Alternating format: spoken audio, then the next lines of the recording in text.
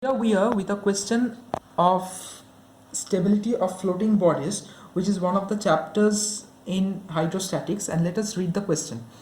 Here it says, show that a homogeneous right circular cone of vertical angle 2 alpha cannot float stably with its axis vertical and vertex downwards unless its density as compared with that of liquid is greater than cos to the power 6 alpha.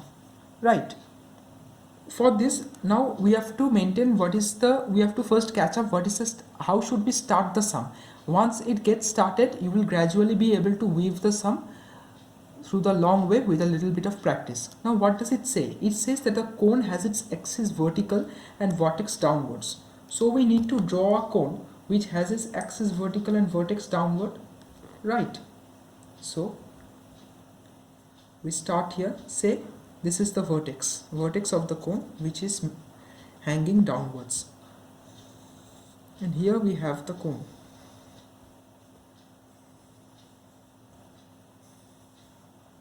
This is the bigger cone and some part of it is immersed in water, right? This part of the cone is immersed in water.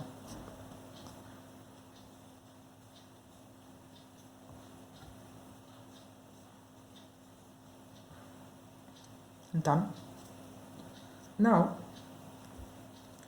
this is point O, and say this is as point A. OA is the height of the bigger cone, right?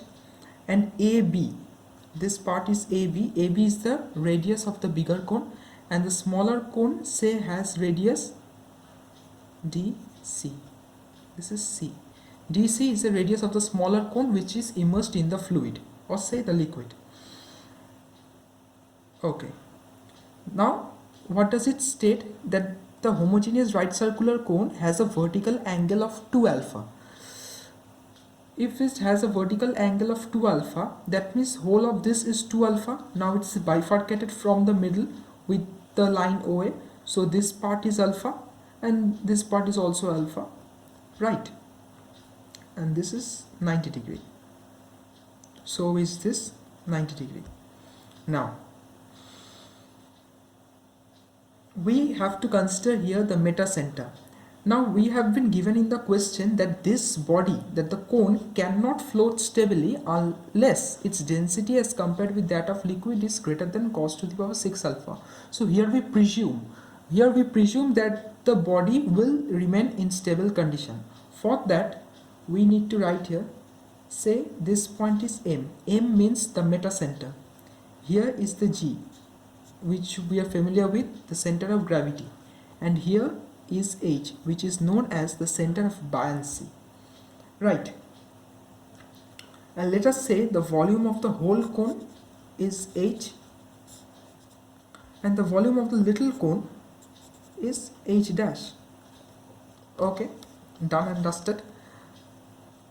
We here also presume that the density of the fluid is sigma and the density that of the cone is rho. Rho is the density of the cone and sigma that of the fluid. Okay.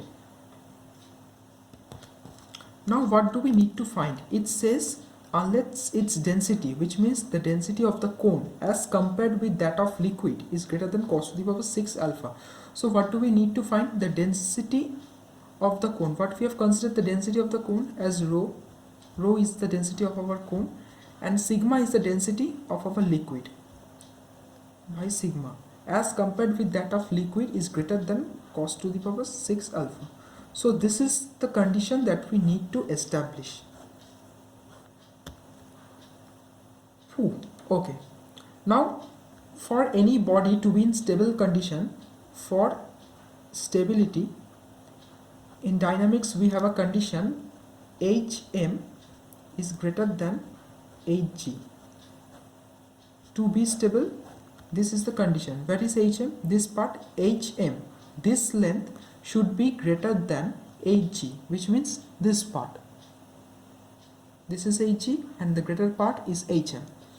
For stability we require this, and Hm is given as A k square by V. where A represents the area of flotation, K represents the radius of gyration, and V represents the volume of flotation. That means what volume of the fluid is immersed, what volume of the body is immersed in the fluid. So we start off with finding the weight of this body or this cone. We have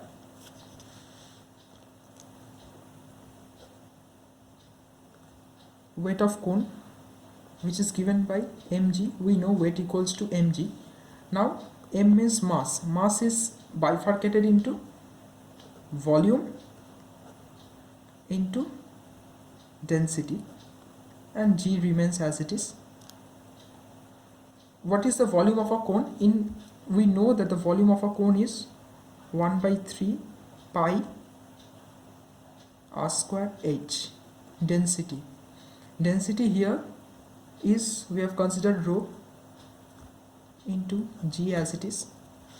Now what is r? R is the radius, and if we see in this diagram what will be our radius in geometrical terms, or say in trigonometric terms. See, if you consider this right angle triangle ABO, this is 90 degree, this is alpha, so this part would be h tan alpha, because this is h, this is alpha. Then we get the height of the perpendicular as h tan alpha, right? Therefore r square is 1 by 3 pi h tan alpha whole square into h into rho into g, which gives us 1 by 3 pi h cube tan square alpha into rho into g. Okay. Now similarly, what will be the height of the smaller cone which is immersed in water? See, this part we have presumed that the height is h dash. This is alpha. So this part, so the radius of the smaller cone would be h dash tan alpha. This result we will be requiring in the later half. We will see as and how we go. Okay, so this is the weight of cone. Now we need to find the weight of the dispersed liquid. How shall we do that? Now in order to find the weight of the dispersed liquid, what we need to do is that we write here weight of dispersed liquid. In Archimedes property, we know that the weight of a dispersed liquid is equal to the weight of the body immersed. This comes through Archimedes property. So weight of dispersed liquid equals to weight of immersed part of cone. Here it will all be the same. Weight means mass into gravity, which equals to volume into density into gravity, right? What we have, the volume of the smaller cone. If we look at our smaller cone, this is our smaller cone, okay, and volume is 1 by 3 pi r squared h, where r would be h dash tan alpha and h is here h dash, of course, as we have presumed earlier. So we write in here volume 1 by 3 pi h dash tan alpha whole square into h dash pi r square h into density. Now here we will, since we are finding the weight of the liquid dispersed, we will consider here the density of the liquid. What have we presumed the density of the liquid? The density of the liquid has been presumed as sigma. This is our density of the liquid, so this would be into sigma into g, right? So this is done. Now for the cone to be in the stable condition, stable means what? That the cone would be floating on the fluid. Now for the cone to float, for the cone to float, we would have the weight of the whole cone. Weight of the whole cone equals to the weight of the displaced liquid. This comes by Archimedean property. Okay, so what has been the weight of the whole cone? As we have earlier established here, this has been the weight of the whole cone, 1 by 3 pi h cube tan square alpha rho g. So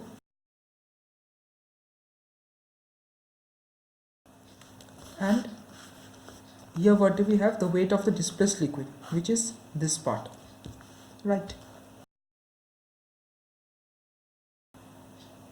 1 by 3 pi, and from here 1 by 3 pi gets cancelled. Tan square alpha gets cancelled. G and G gets cancelled. But we are left with h cube rho equals h dash q sigma. Now if we keep h by h dash on the left side, whole to the power 3 divided by sigma by rho, which can be in inverted terms written as rho by sigma equals to h dash by h whole cube. This is our condition 1. We need to keep this. Why are we keeping this? Because as per the question, it has already at first asked us that this density, that the density of the cone as compared to that of the liquid should be greater than cos to the power 6 alpha. Rho by sigma greater than cos to the 6 alpha. So here we have got a relation that sigma rho by sigma is equal to h dash by h whole cube. So this is the relation we keep in mind. Now we have to find hm. Look at the diagram. Which part is hm? This point is h, this point is m. So we need to find the length of hm. Now here we have a formula. We know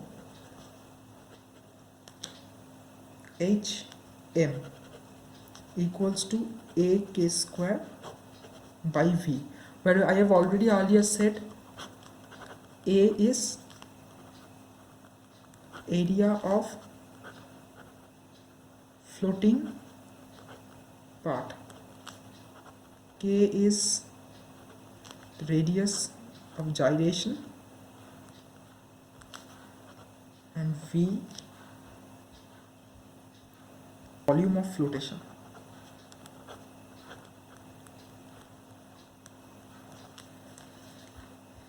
Okay, now what would be the area of the floating part, or A? Look at this. Till this part the liquid is floating, so we need to find the area of this part. This is actually a circle. If you think this in a three-dimensional figure, what it would come? It would come like this, a curved surface which is a circle. Okay, so area would be pi r square. What would be r here? Look at this. If you take this, consider it as a circle, and this part as the radius, what we have got the radius h dash tan alpha. So pi r square, r would be h dash tan alpha, h dash tan alpha whole square into k square. K means the radius of gyration. Radius of gyration is nothing but the radius which we have considered here. It would be divided by 2. This is the radius of gyration. Whole square of this divided by volume of flotation. What is the volume of flotation? 1 by 3 pi r square h. So h dash tan alpha whole square into h. This comes as our hm. Now if we actually cancel some of these parts,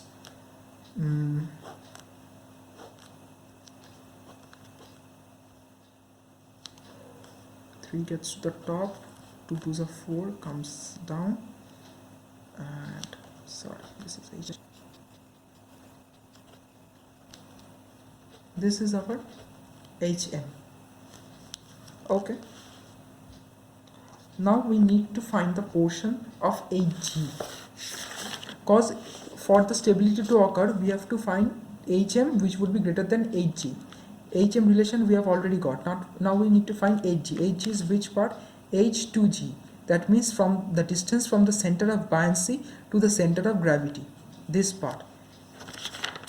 Now how can we find HG? If we look at the diagram, if this is H and this is G, this can be found out by OG minus OH. If I draw this diagram clearly, just considering the length, here we had O upper part, here we had some point H, then here we had say G. Right, now we need to find the distance of HG. How can we find OH minus OG? Simple, two lengths minus, so HG would be, sorry, OG minus OH.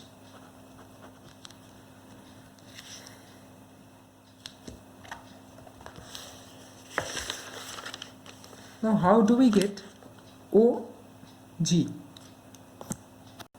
Now in case of a solid cone, since here we are dealing with the solid cone, OG is considered as 3 by 4 into height. These are some of the formulas. In case of cone, we consider OG as 3 by 4 H minus OH. OH is this part. This would be 3 by 4 H dash, cause OH comes under which part? The smaller cone, and 3 by 4 H, this comes under the complete or the whole cone. So this difference we get as 3 by 4 H minus H dash.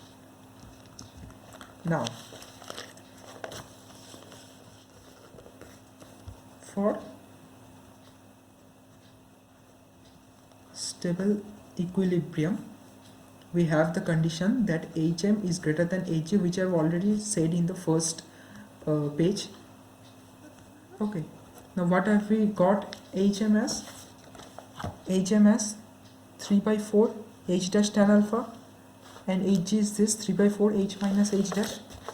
So we write in here HM 3 by 4 H dash tan square alpha is greater than 3 by 4 H minus H dash. So this we have. Now we will just cancel these two off, and here it would be tan square alpha is greater than H dash comes down, H by H dash minus 1. 1 shifts to the left, 1 plus tan square alpha greater than H by H dash. 1 plus tan square alpha means sec square alpha, which is greater than H by H dash. If we take cube on both sides, sec to the power 6 alpha is greater than H by H dash whole cube. Now if we just inverse this, sec to the power 6 alpha, sec to the power 6 alpha if is inverted, which means what? 1 by sec to the power 6 alpha, which is cos to the power 6 alpha. Equality will be reversed, it will become less than sign, and H dash by H whole cube. So this is what we have. Now we have already established the relation that H dash by H whole cube means rho by sigma, which we have named as 1. So here we have H dash by H whole cube, which means cos to the power 6 alpha is less than rho by sigma, which comes from 1, which can be in reverse term written as cos to the power 6 alpha. So it's proved.